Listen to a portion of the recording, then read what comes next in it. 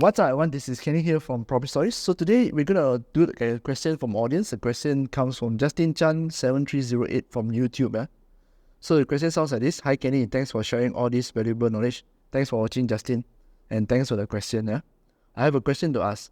I just bought a property and planning to rent out soon.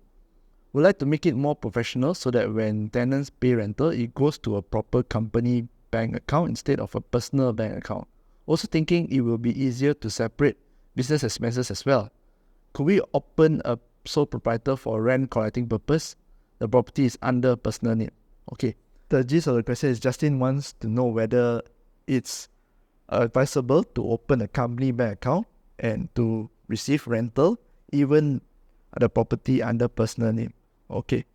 So the first part here is that the property under personal name, usually this practice, right, whereby the rental is banked into a company account, is done for big rental properties. Example, a shop lot. Let's just say a shop lot, you got a 10,000 rental. Okay? Or any big rentals, you got penthouse with 10,000 rental. That is worth it.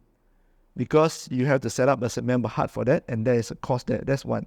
Second thing is that when you want to join names together and then buy a property, this is usually commercial, residential, no. Let's just say you want to buy a 2 million shop lot, and then the shop lot will receive 20,000 rental a month. 3 or 4 of you form a company, some member hut, buy the shop lot and put it under the company. Then yes, this is why it makes sense to start a property investment holding company and put the rental under the company. For this, for your personal use, I don't know whether the property is a commercial or residential, okay? But if it's a residential, I don't think it's advisable. Why? Because number one is that you do this only when you have reached the highest tax bracket. When you reach the highest tax bracket, you don't want to lessen your tax. You will set up a member hut to hold your investment holding properties, okay? And second is that it's also disadvantageous to you. When the bank look at it, right? Yes, it's a sole proprietor, but remember the bank are conservative creatures. So when they look at it, they will take this as business income. And from rental recognition of 80% of your total rental, 80% of total money rental. Let's just say total money rental is 1,000. They will take 800. But if you business income, you know that they take only 10%, which is 100 ringgit. It's totally not beneficial to you.